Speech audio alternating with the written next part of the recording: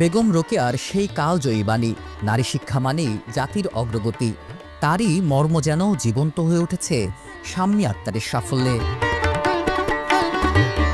দশম শ্রেণীতে পড়াকালীন ১৯৮৮ সালে বিয়ের পিঁড়িতে বসেন তিনি। সংসার, সন্তান, দায়িত্ব সব মিলিয়ে তখনই থেমে যায় নিজের পড়াশোনা। কিন্তু থেমে থাকেননি শাম্মী আক্তার।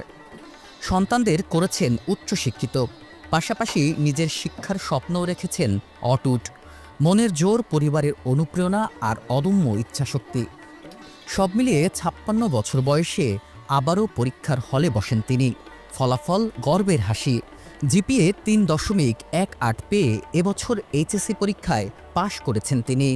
আমি মানে ৩ বেলা, যে বাঙালির যে ৩ বেলা খাবার, এই ৩ বেলা রান্না করা, খাবার করা, ঘর দরজা ঝাড়ু দিয়া, মোছা, কাপড় কাচা, বাজার করা, এর পাশাপাশি সব কাজ শেষ করে ৫ ওয়াক্ত নামাজ কালাম পড়ে আমি রাত ১১টার পরে পড়তে বসি। সবাই যখন একটু বিশ্রাম নেই, ঘুম পড়ে, তখন আমি পড়তে বসি। কারণ আমি সারাদিন কোনো পড়ার সুযোগ পেতাম না, আমার বাসায় কোনো কাজের লোকও নেই। তা আমি রাত ১১টার পরে, তখন যে আমার কখন রাত ১টা ২টা বেজে যেত আমি টের পেতাম না। এমনও আছে কোনো দিন রাত ৩টাও বেজে যেত, কারণ কোনো টিচার ছিল না। অনেক সময় ইংলিশগুলো আবার একটু ইউটিউবে দেখতাম সার্চ দিয়ে। এইভাবেই আমি রাত্রে সময় বের করছি, বুঝছেন। কারণ আমার খুব ইচ্ছা ছিল উচ্চ ডিগ্রি করার, কিন্তু আমি পারিনি। দশম শ্রেণীতেই তখন আমার বিবাহ হয়ে গেল।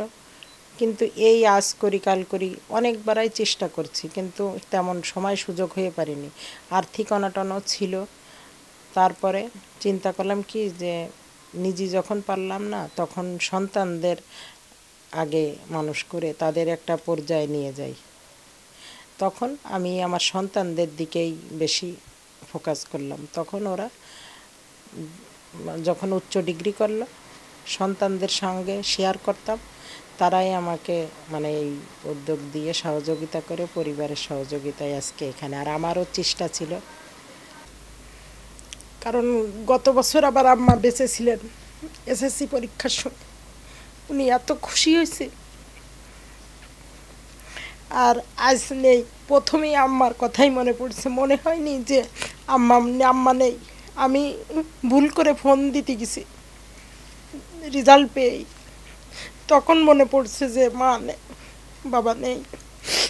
গতকালকে আমার পুরো মানে ভাই বোন ছেলে মেয়ে সবাই আসছে এবং তারা খুশিতে আত্মহারা। এই আমার ভাইরা বলছে যে বোনকে ল পড়াবো, এটা সেটা। আমার বোনের মানে তারা তো ছোটোবেলারই জানে যে আমি কেমন। এমনকি আমি দশম শ্রেণীতে পড়ছি, কিন্তু আমার সন্তানদের মানুষ করার জন্য, বুঝছেন, আমি টিউশনিও করছি ক্লাস 5-6 পর্যন্ত। আমার সে নলেজও ছিল যে মানে তাদের পড়ানোর যে নলেজ, হয়তো এই বয়সে এসে অনেকে পারে কিনা জানি না, কিন্তু আমি ইনশাল্লাহ পারছি। আর ওই বাবা মা শ্বশুর শাশুড়ি নেই, হয়তো 3রা বেঁচে থাকলে আরও বেশি খুশি হতো। গতবার যে খুশি হয়েছে, এবার হয়তো তার থেকে বেশি খুশি হতো।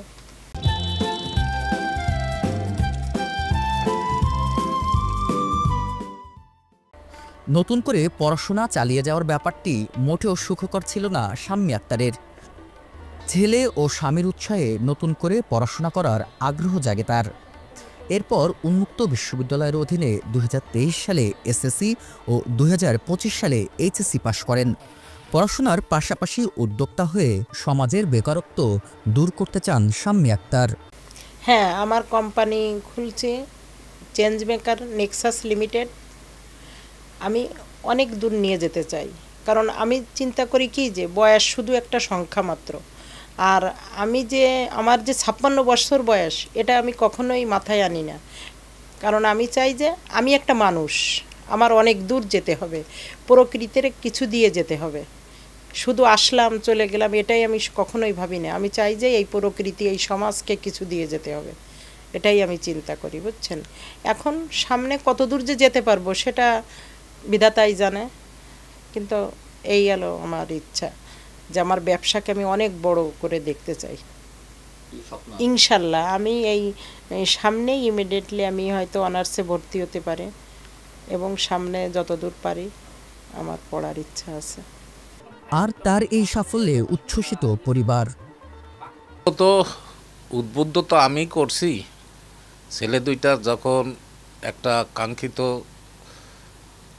সাফল্যের দিকে আগায় গেল তখন বললাম কি এখনো তোমার বসে থাকার সময় নাই, তোমার বিভিন্ন রকম চিন্তাভাবনা আসে, ওইগুলো বাদ দিয়ে লেখাপড়ার প্রতি ফোকাস করো, যতটুকুন যাই হোক তোমার অত ভালো রেজাল্ট লাগবে না, পাস করে আসো, তাতে তোমার মনও ভালো থাকবে, সমাজেও তোমার অনেক কিছু করতে পারবা, পরিবার পরিজনের নেক্সট জেনারেশন তারাও বলতে পারবে যে না আমার দাদি এই ছিল, আমার নানি এই ছিল।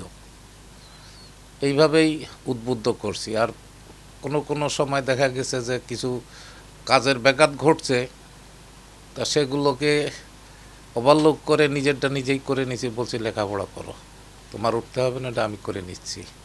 খাবার দাবার নিজেরটা নিজে নিয়ে খাইছি, গুছাই গাছাই রাখছি, অথবা তারটাও গুছাই গাছাই রাখছি।